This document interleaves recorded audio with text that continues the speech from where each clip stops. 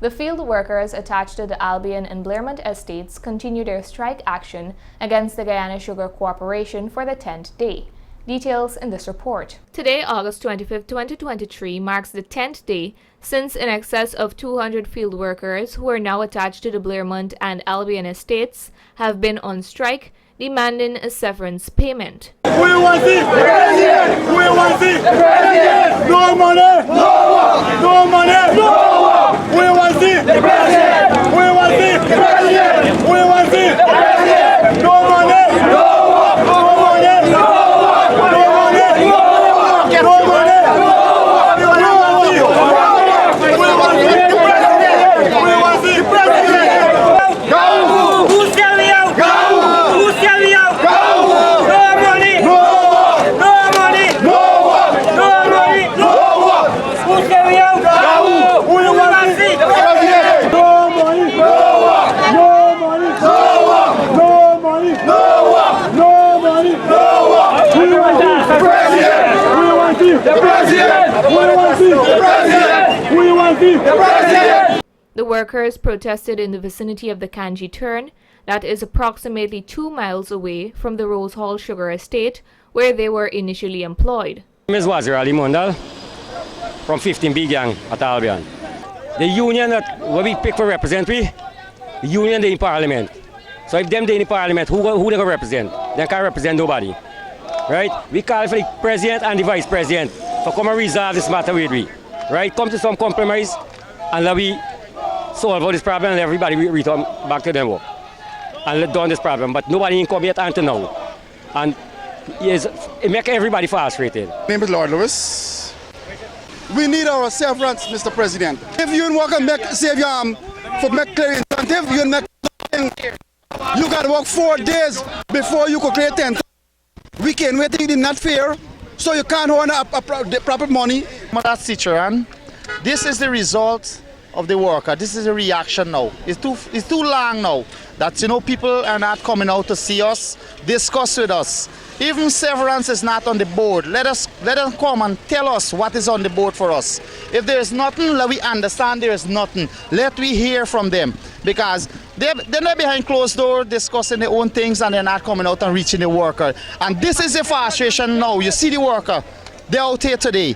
And I'm a bit scared to say, I don't know what is next. No government official, nobody and no high authority in come out and send somebody or the government or the president or and send nobody. Well, let them come and resolve this matter here. This matter getting worse. I think tomorrow going to be more worse. I feel that this young generation out there, they have a family hungry. Yes. They are hungry and they're suffering here. Until now, you cannot come out as a president. Why? Talk to us. Make and talk to the king cutters them. Why? You need to step on. Come on. You are a losing game. You're playing a game very dangerous right now. You're playing a very dangerous game. You understand? The disgruntled protesters expressed their disappointment in a number of agencies and government officials while they voiced their concerns to Channel 8 News. My name is Joseph McPherson. I'm a king cutter from Albion Estate. I'm talking here for asking the president to come and talk to us. It's 2 weeks now. We protesting here and no one in authority come and tell us something positive. We are children to maintain school opening, and 2 weeks we ain't working in school opening. Who won't give me the money now for look after the children who go to school? Tell me, Mr. President. 2 weeks now, nobody in authority come and talk to us and school opening, and we strike 2 weeks now. Nobody telling me nothing. My vibe ball go in. Well, this strike here, we continue the strike, this going on to 2 weeks now. I know when you're working, rainfall, all work sees, you're going into shelter, and wait till the rain thing, but we this together, we this not have that, but we still begging for go out back there. We just get responsibility, school open. What we gonna do?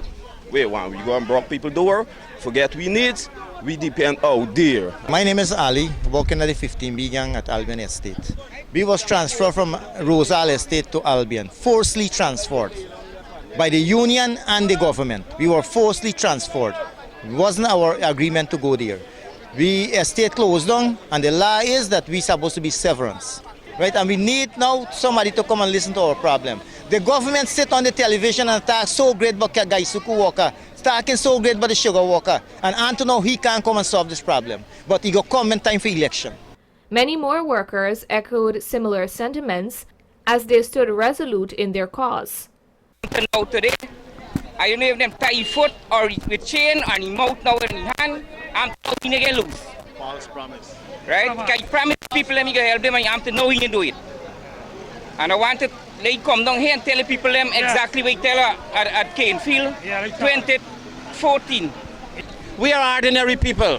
We get with children, and when you see a man on the ground here, cannot even able to make his child finish secondary school, you could guess the struggle we're going through. We need to at least educate our children. We need money. The money that they owe we need it. We need severance, and we need these people to come and talk to us and negotiate in some way or the other, that we must be able to understand what them is saying, because them is not saying anything. It's just dumb people in the office, and when it's election time come, they come and they rake you out for vote. Now when you don't vote and they gone into power, whoever government, now me want to take a pin at the government. All the governments of Guyana working the same way, and they needs to change. They're spending money into the field, growing cane. Now they depend upon us. And if this government is so interested in sugar, let them come and talk to us as workers here today. We stand united, because we know if we divide, we will fall. RDC AFC councillor Mr. Derek Bastille stood in solidarity with the men and women in the blazing morning sun. And you got to see people get their wants and their desires. Like my dad always say, he who wears the shoes, nowhere with pinches. And these workers here, nowhere with pinches, because they are in the system, toiling in the rain and the sun. And what else have you? Danger, walking up Rambo to the punt in the rainy weather. These are all things people should take into consideration, especially this administration, who promise these workers that they're going to fulfill their needs. The workers indicated to Channel 8 News that they will continue their strike action until they meet with the president or the vice president for negotiations. Narima Ali, Channel 8 News.